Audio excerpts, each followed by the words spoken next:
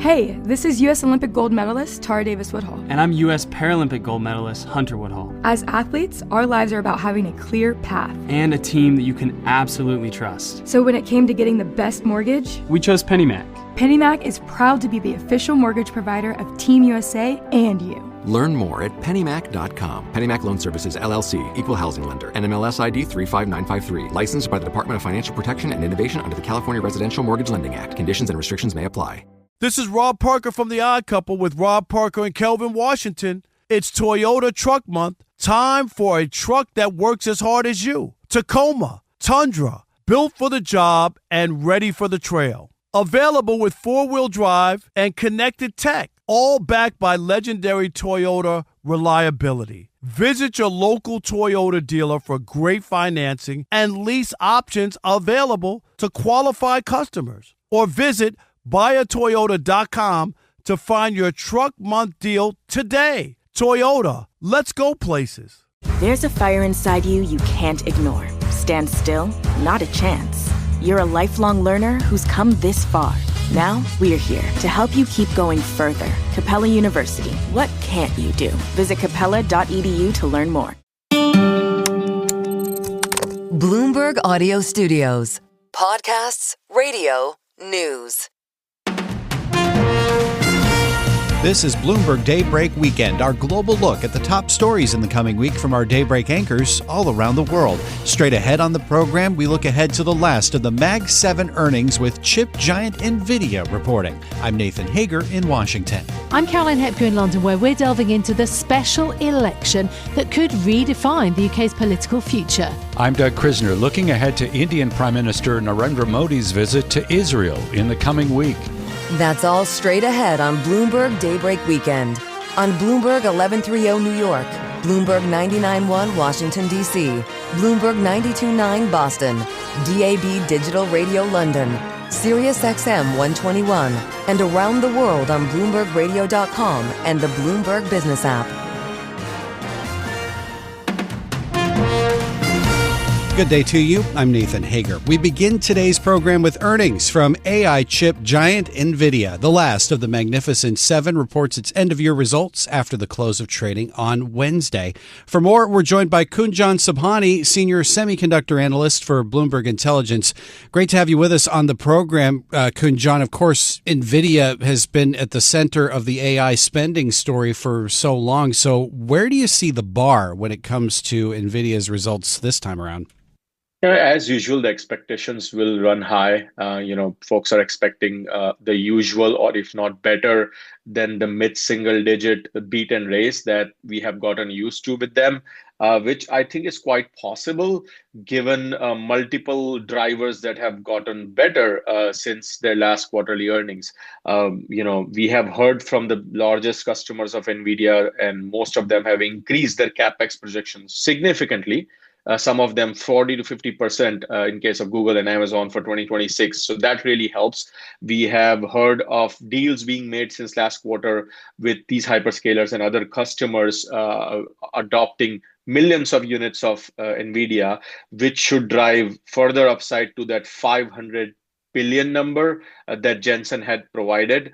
End of last year regarding the Blackwell and Rubin backlog for through 2026. So estimates are running higher than that, and we expect them to give indications that it is going to run higher than that. And finally, the third key point will be visibility on resuming the H2, or I should say, starting the H200 shipments to China, because that will be a key upside driver if that happens soon. And we did see AMD start to ship some of its prior generation shipments to China in this quarter when the reported results. Let's take some of those points in turn, Kunjan. You mentioned the millions of units deployed. I think that was an allusion to the announcement we heard just a few days ago from Meta Platforms. Does that sort of raise the bar when it comes to the outlook that we're expecting to hear from Jensen in the call this week?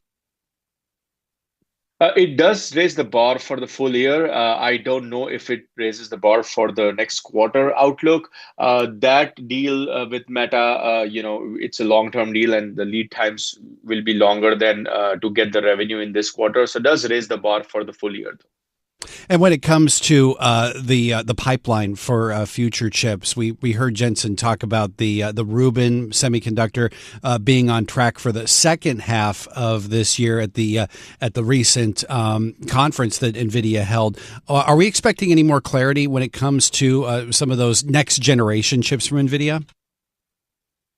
I'm sure we will hear some commentary that evaluations are going well, etc. Remember, this was a very unique time. Usually at CES, Nvidia in the past has not talked about their next generation products, which are released at the end of the year. Usually they save that for the GTC, which will be their marquee event happening in March.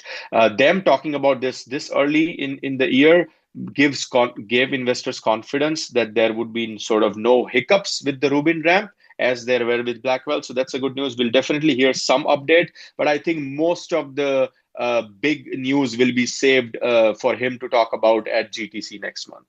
And when it comes to the re-entry of the H200 chip that you mentioned in China, we've heard Jensen in the past talk about, even keeping China revenue off the table. They're still going to put out pretty significant numbers. How important is it, though, for Nvidia to get back into the Chinese market to keep its momentum going?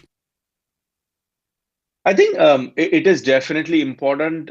Look, most of the other areas, they are dominating, so investors are very aware. So this is a market which, if it does open up significantly for them, they can go and grab another significant share, a dominant share before the shipment sanctions had come in. Nvidia was a dominant share of that market. So definitely very important. Could easily, if the gates get open, you can easily think about adding somewhere between 7 to 12, $13 billion back, which is a substantial amount. Yes, will not move. I mean, if the company is about to be making $150, $200 billion, you can argue 5 to 12 billion is small, but still a significant upside.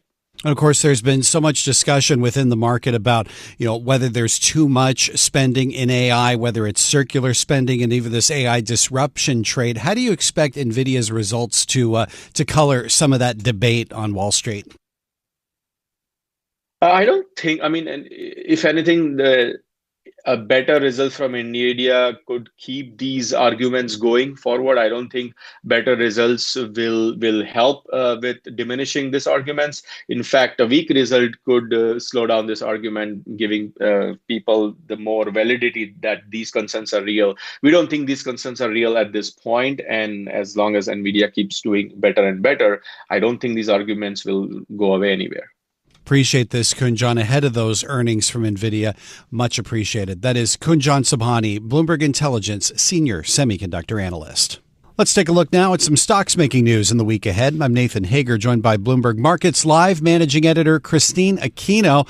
I thought we were almost done with earnings, Christine, but it looks like we got some pretty big names reporting this week, including Home Depot on Tuesday. Was the holiday quarter a time people were thinking about home improvement? Oh, well, Nathan, I think from what we've heard from Home Depot, things are not looking great. They have implemented a lot of cost-cutting measures over the last couple of months. So this month, for example, the company said it's making the requirements for bonus payouts to managers more strict. They're telling eligible employees that they now have a higher threshold for sales performance metrics to be able to receive this bonus. And then in January, they also said that they're going to be cutting jobs across several teams and also requiring corporate staff to return to the office. And so it really seems like Home Depot is really bracing for a challenging quarter that's probably going to be reflected in the earnings results that we're going to be seeing. And so it's just a question of whether, once investors see them, are they going to see enough of a silver lining in those results? Whether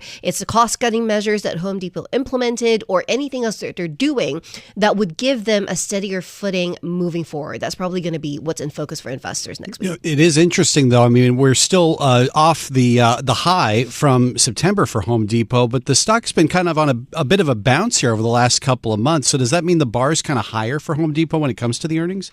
Yeah, I suppose you could say that just because, it has weathered a lot of storms over the last few months. They have been warning for quite some time now about a slowdown in housing, which is very much affecting their bottom line. But at the same time, we have seen, as you mentioned, a resilience in the shares. And so perhaps there is some of that optimism baked in already that the company will be able to keep afloat its earnings outlook, its revenue outlook. And so, if there is some disappointment there, we'll probably see that in the aftermath of the reaction to the earnings coming. Moving from Home Depot, another stock that starts with H reports on Tuesday. HP, where are they when it comes to the AI tech story? Yeah, I mean, very interesting when it comes to HP. Of course, it did get a bit of a boost when it comes to the AI story, right? It was very much involved in that trade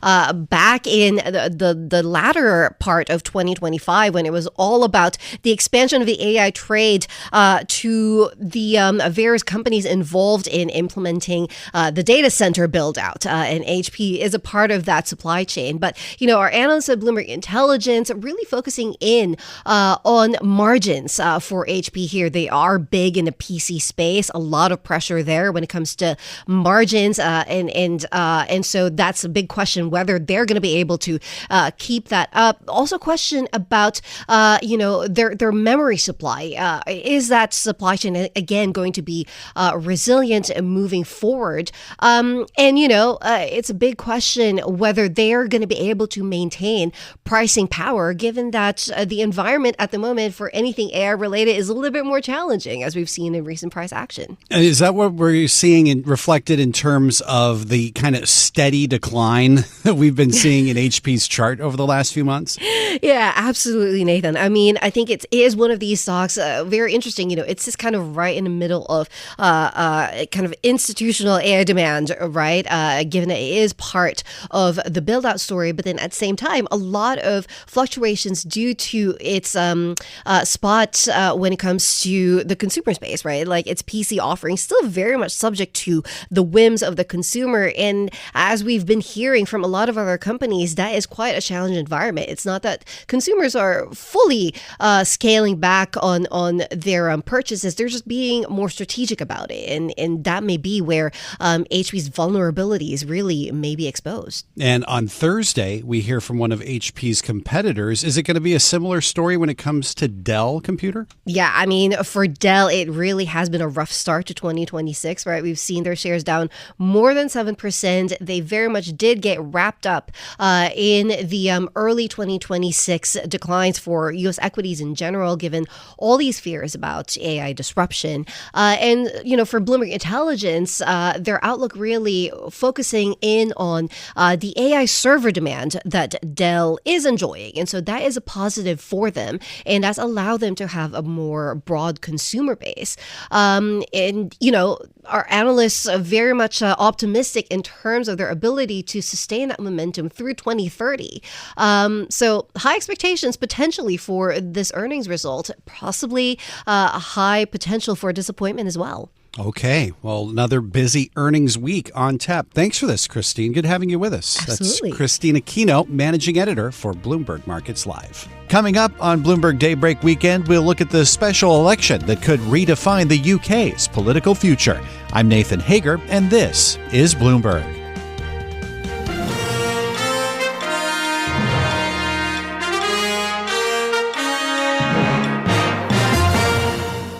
This is Jonas Knox from Two Pros and a Cup of Joe, and guess what? It's Toyota Truck Month. Time for a truck that works as hard as you. Tacoma, Tundra, built for the job and ready for the trail. Available with four-wheel drive and connected tech, all backed by legendary Toyota reliability. Visit your local Toyota dealer for great financing and lease options available to qualified customers. Or visit buyatoyota.com to find your Truck Month deal today. Toyota, let's go places. Experience vibrant senior living with award-winning services at Brightview Senior Living Communities. At Brightview, our residents enjoy resort-style amenities, daily programs, exciting social and cultural events, and delicious chef-prepared meals. But that's not all. Brightview residents also enjoy complimentary transportation, safety, security, and high-quality care if needed. Brightview Senior Living Communities. Learn more about the possibilities at brightviewseniorliving.com. Innovation is what gets your business to market. And Wasabi is designed to give every business a shot at competition. How? Break free from skyrocketing storage costs and unpredictable egress fees from old and top-heavy legacy providers. You know, the big guys. Wasabi is the world's hottest cloud storage company and the go-to provider for professional and collegiate sports teams and leagues around the world. And here's why. Innovation. From Wasabi's AI-enabled intelligent media storage Wasabi Air to the industry's only cloud storage service with triple protection against cyber criminals, data deletion, and ransomware, the world's top companies trust Wasabi. Remember, Wasabi is up to 80% less than market competition and doesn't charge a cent for businesses to access their own data. Wasabi, another championship story. Check them out for free at wasabi.com. Wasabi Hot Cloud Storage, proud partner of iHeart Podcast Network. This is Bloomberg Daybreak Weekend, our global look ahead at the top stories for investors in the coming week. I'm Nathan Hager in Washington. Up later in our program, we'll look ahead to Indian Prime Minister Narendra Modi's visit to Israel. But first, in the coming days, a special election in the UK could highlight the fractured state of British politics. Bookmakers are predicting a three-horse race between Labour and the insurgents on the right and left. Gambling odds compiled by Odds Checker suggest the Green Party will edge out Reform, with the incumbent Labour Party third. For more, let's go to London and bring in Bloomberg Daybreak Europe anchor Caroline Hepker. Nathan, in an unassuming and often neglected Manchester suburb, a three-way fight is hotting up between challenger parties Reform UK and the Green Party, who are vying to pry the area's parliamentary seat away from the incumbent governing Labour Party. With a special by-election looming in Gorton and Denton on the 26th of February, the battle is highlighting the sinking popularity of Prime Minister Keir Starmer's Labour administration and the rising fortunes of populist competitors on both the right and the left. It's an uncertain situation that could have implications for the UK's politics and economic prospects. Sri Gochagovindan is senior research economist at UK asset manager Aberdeen. She says the instability could prove costly. What we're seeing, it's been a good week for bond markets in the UK and elsewhere, but there is a lot of premium already in the gilt market. But I have to say a lot of rates investors are cautious. And I think these key events like the by-election in 10 days' time, the local elections in May, there is the acceptance that there is likely to be a leadership change later this year. So obviously we had a bit of a flashpoint 2 weeks ago and gilts really sold off quite aggressively. And that is an issue for the government. High interest rates are an issue for the government. So whoever leads the UK later this year will have to keep that in mind. So perhaps a challenge to the Prime Minister Keir Starmer. Sri Gochagovindan, senior research economist at UK asset manager Aberdeen, speak to me and Stephen Carroll on Bloomberg Radio. So will the coming local contest between the government and all its challengers leave Starmer vulnerable or vindicated? Joining me now to discuss is our Bloomberg UK economy reporter Irina Angel and our UK politics reporter, Lucy White. Welcome to both of you. Thank you for being with us. Lucy, should we start with a bit of the politics? Set the scene. Why is this by-election so crucial for Keir Starmer? So there's not very often in between general elections that we get a sort of national vote like this, because this isn't, your kind of usual local politics kind of election. This is a by-election for a seat in Westminster. So it's the first real test that we're going to have for an area where they are electing a new person to Westminster. And this is all because Andrew Gwynn has resigned on health grounds, but he was also caught up in a bit of a scandal. He's the Labour incumbent at the moment around leaked WhatsApp messages. And this is going to be the first real test we have of who these people in Gorton and Denton want as their representative. And as you were saying just then, there's a real flashpoint at the moment as to, obviously there's some kind of idiosyncratic reasons why people are not a fan of Labour in that area. But there's also this kind of real challenge, real tussle going on between Reform and the Greens at the moment. And if this goes badly for Labour in Manchester, or in this particular suburb of Manchester, where Labour have really had a sort of stronghold for several years, the implications for this nationally are pretty stark. We only have polling at the moment, but how much ground might Labour have lost in this region? Who are the front runners? So it's really a three-way tie at the moment. We've got Labour as the incumbents, and then we've got the Green Party, who are really hoping to make gains on the sort of populist left of politics, and Reform, who are at the polar opposite end of that, sort of looking to make headway on the populist right. And they're, kind of involved in this three-way battle. It's hard to tell who is doing particularly well at the moment, because there's no sort of, there is polling at a local level, but none of it's, kind of particularly reliable. The sample sizes just aren't as big.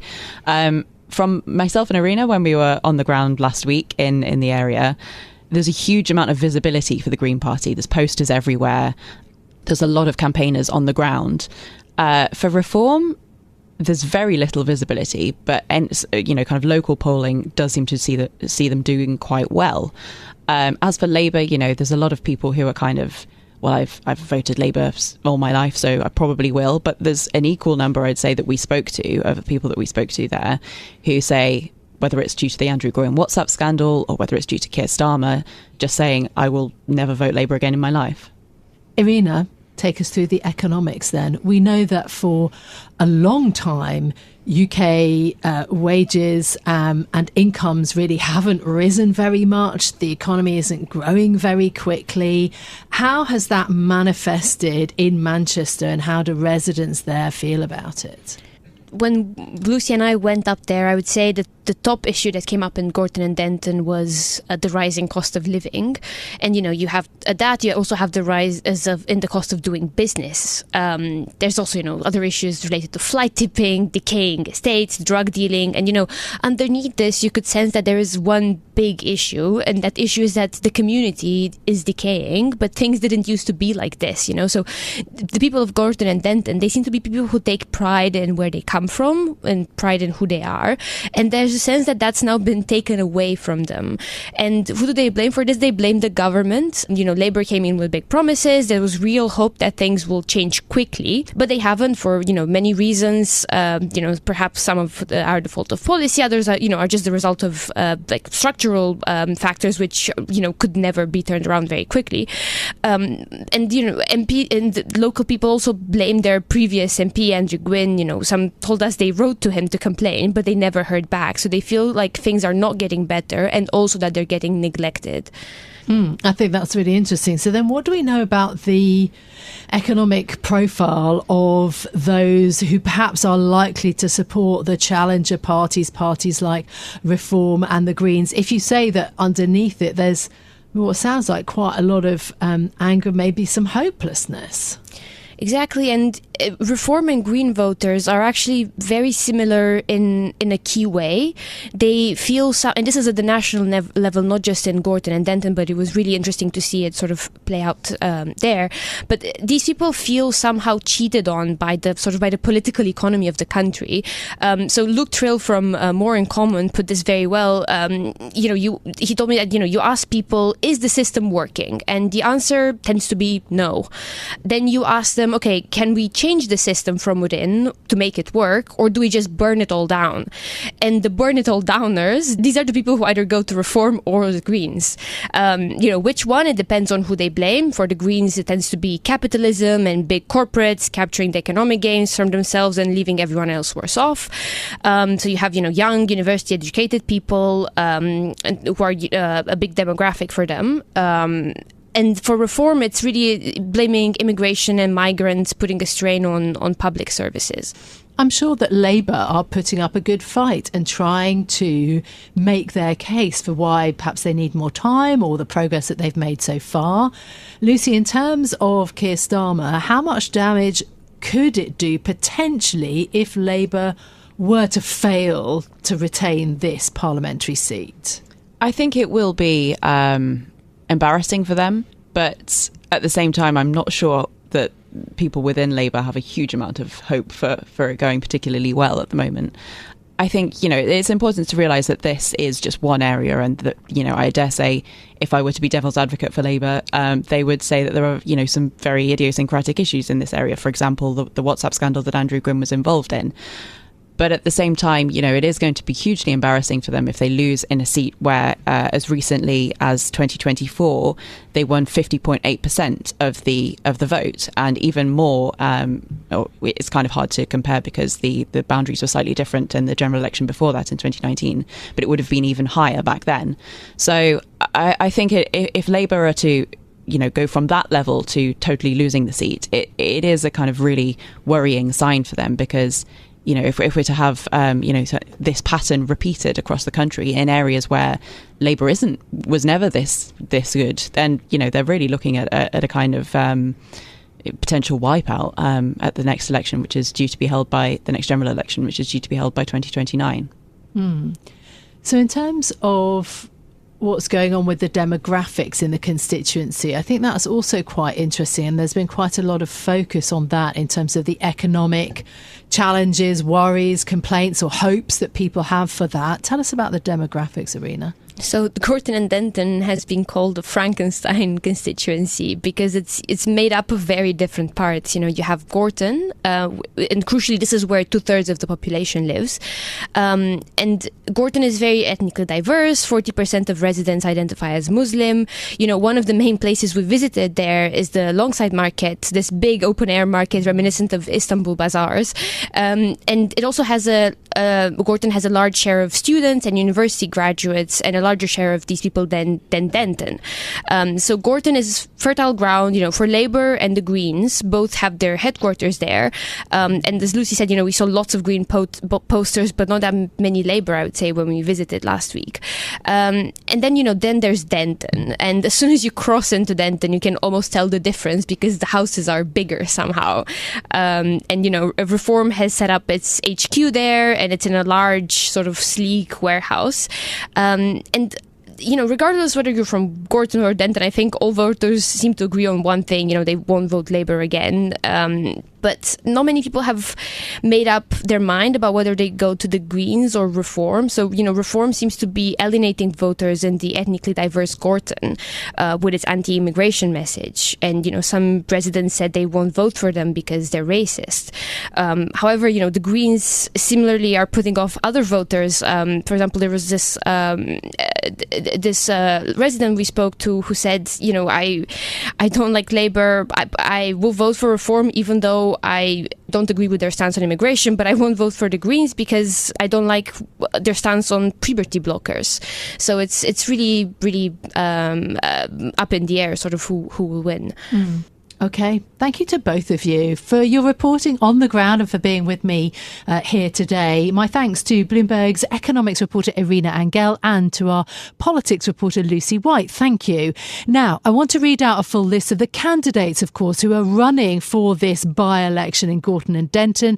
Nick Buckley, Advance UK, Charlotte Cadden, Conservative Party, Dan Clark, Libertarian Party, Matt Goodwin, Reform UK, Sebastian Moore, Social Democratic Party, Joseph Omicha, Rejoin EU Party, Jackie Piercy, Liberal Democrats, Hannah Spencer, Green Party, Angeliki Stogia, Labour Party, Sir Oinkelot, the official monster raving loony party, Hugo Wills, Communist League.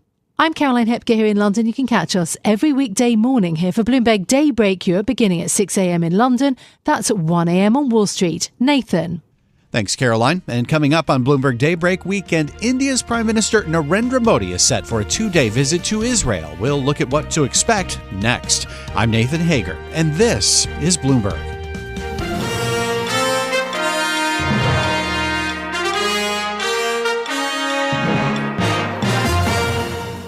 This is Rob Parker from The Odd Couple with Rob Parker and Kelvin Washington. It's Toyota Truck Month. Time for a truck that works as hard as you. Tacoma, Tundra, built for the job and ready for the trail. Available with 4-wheel drive and connected tech, all backed by legendary Toyota reliability. Visit your local Toyota dealer for great financing and lease options available to qualified customers. Or visit buyatoyota.com to find your truck month deal today. Toyota, let's go places. How do you want to spend your day? At Brightview Senior Living Communities, you decide, and we'll take care of the rest. Pamper yourself at the salon and pursue your creative passions. Toast with your friends at happy hour and savor chef-prepared meals. Close out the day with a concert just down the hall from your apartment. Or simply relax. The choice is yours. Enjoy the comforts of home and the security of award-winning care. Discover the possibilities at brightviewseniorliving.com. Innovation is what gets your business to market. And Wasabi is designed to give every business a shot at competition. How?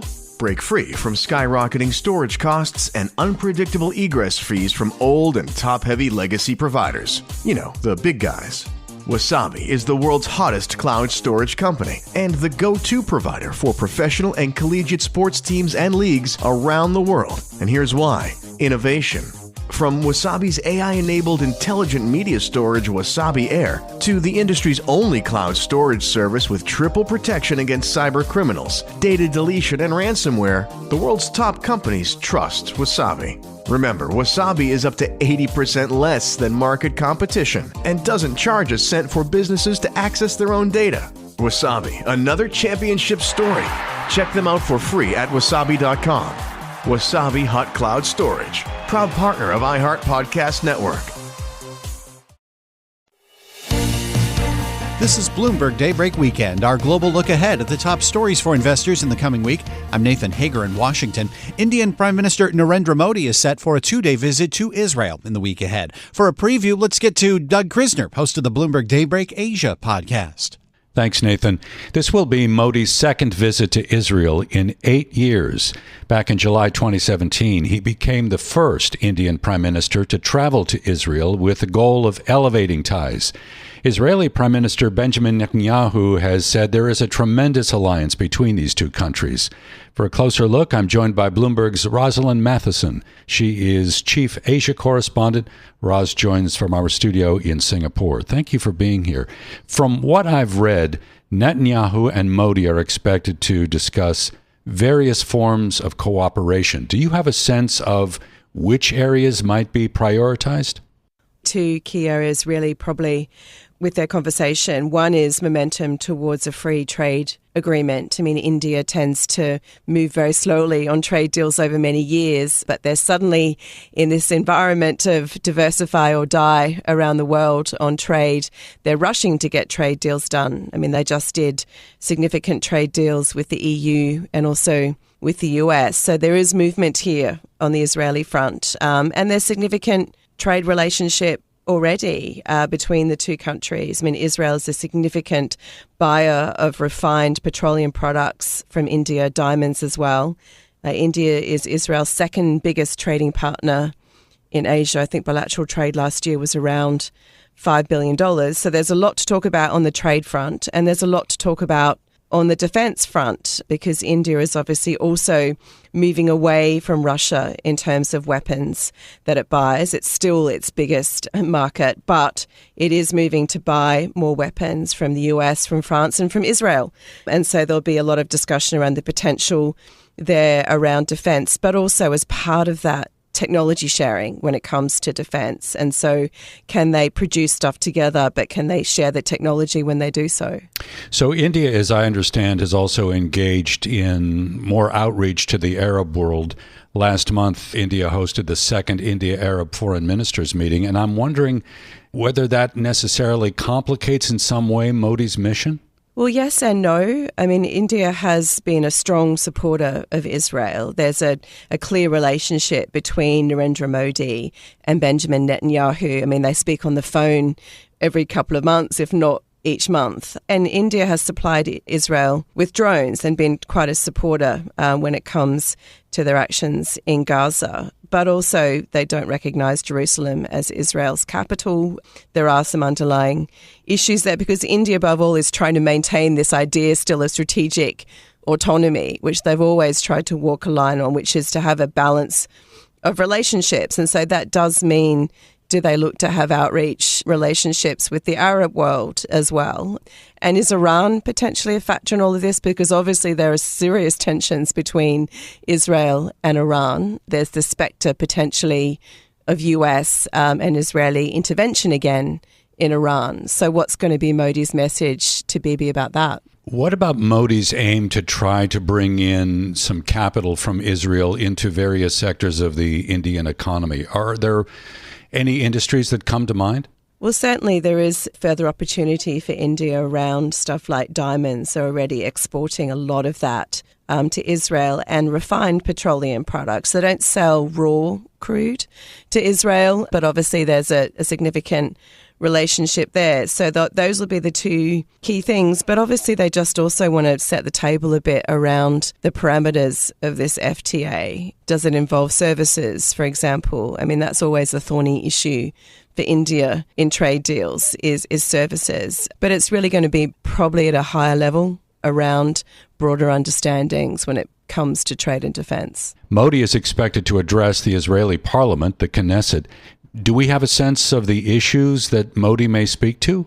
At this stage, we do not, but we're expecting him to talk broadly about fundamental ties and to do so with some affection, particularly towards Benjamin Netanyahu. I mean, Bibi says that Modi is popular in Israel. They talk again on the phone quite often. So there'll be an overarching sense of the relationship in that address if it happens to the Knesset, to the Israeli parliament. Modi will probably want to steer clear of talking about things like the West Bank, for example. India's tried not to get involved in the issues regarding the West Bank and Israel's policies there. So he'll probably steer away from that one. He might talk more broadly around the prospects for a longer-term peace in Gaza and his desire to see that happen. Of course, there's a ceasefire in Gaza, but there's big questions about how you go from that to a more fundamental long-term peace in Gaza and what it means in terms of the disarmament of Hamas, for example. But he'll probably walk a pretty clear line there about not going into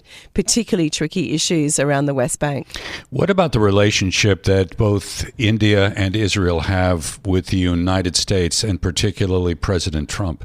Well, it's one of those things. We're in this period where, again, relationships are shifting pretty quickly. Power balances around the world are shifting pretty quickly. And again, we're seeing that in things like trade deals getting done that were, on hiatus essentially for many years. This idea that you have to have a diversification of your relationships. And some of that is spurred by the administration of Donald Trump. Certainly there have been tensions between the US and India. We saw that really the trade deal went into the freezer for some months as a result. Donald Trump really pushing India over its purchases of Russian energy and singling India out in that. And that was really, something that Modi couldn't publicly tolerate for his prestige at home. But that said, the US and India will always have a relationship. Modi's just simply about having, that diversification strategy going. And obviously, Israel and the US, Bibi and Trump have generally a strong relationship. The occasional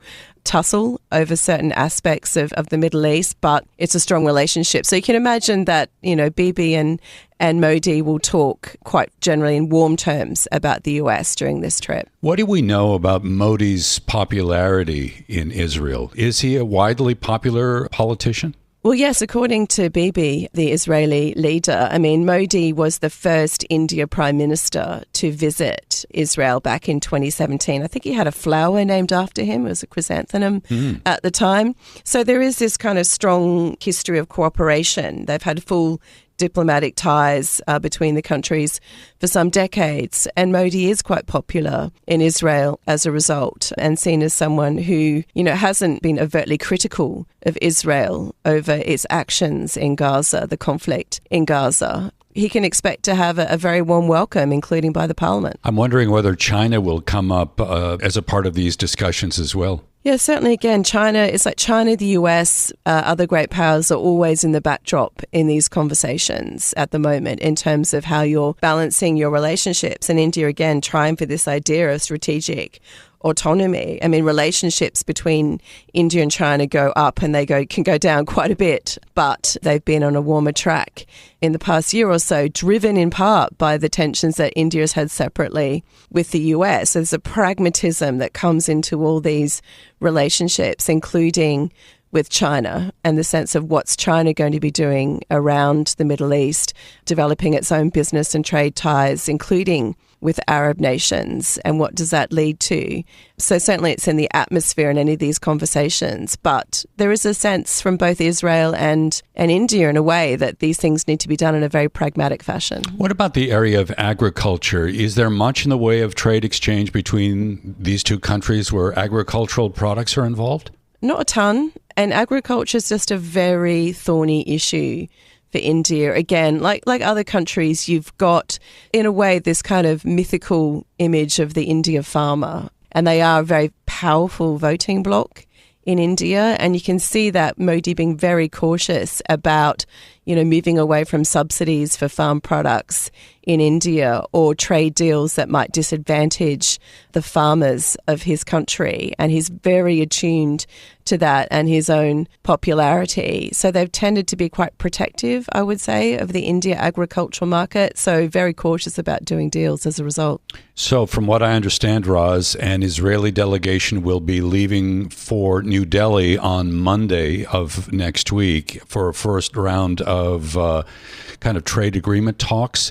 So it seems like both sides are working at trying to achieve something. Is there, in your mind, a timeline here as to when something needs to be kind of agreed upon? Or is this going to be kind of a protracted, longer-term project? Well, there is a sense that things are picking up. You had ministerial delegations going back and forth last year. As you say, there's an Israeli delegation due in New Delhi in the coming week. That's supposed to be sort of technical talks, and it's the first round of those technical talks. There was a framework agreement that was signed last November, but it's a framework, and there's a lot of work to be done here as a result. But you really do get the sense of momentum on both sides. And, some of the officials are saying that they're aiming for a deal potentially at some point this year.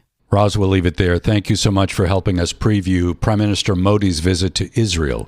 That is Bloomberg's Rosalind Matheson, our chief Asia correspondent, joining us from Singapore. In the last week, India hosted an artificial intelligence summit. It was there that Prime Minister Modi said the event offered further proof that India is progressing rapidly in the fields of science and technology.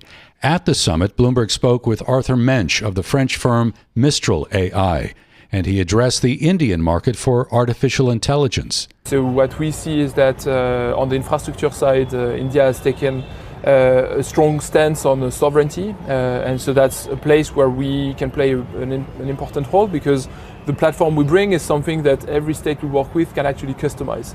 So in that respect, I believe there are a lot of synergies in between what we can provide and what India already has. They have taken some step in training models themselves as well. Again, this is a place where the open source model that we can provide can play a role, because they can be used as a basis to make models better at certain languages.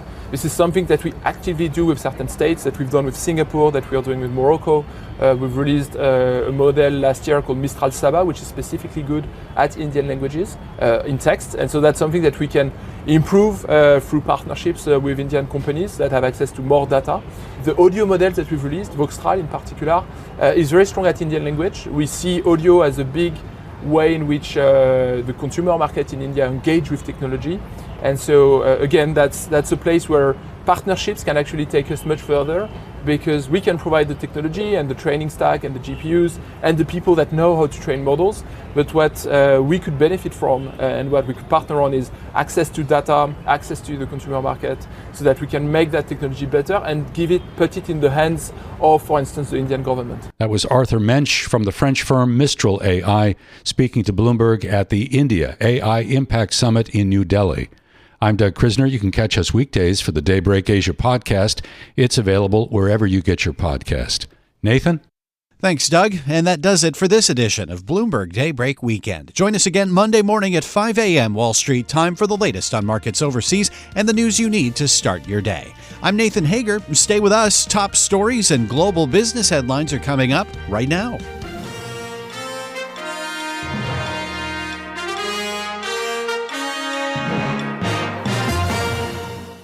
This is Dan Beyer from Fox Sports Radio. It's Toyota Truck Month. Time for a truck that works as hard as you. Tacoma, Tundra, built for the job and ready for the trail. Available with four-wheel drive and connected tech, all backed by legendary Toyota reliability. Visit your local Toyota dealer for great financing and lease options available to qualified customers. Or visit buyatoyota.com to find your Truck Month deal today. Toyota, let's go places. With Bali from iShares, you get access to both monthly income and growth potential in one simple ETF. It's the best of both worlds.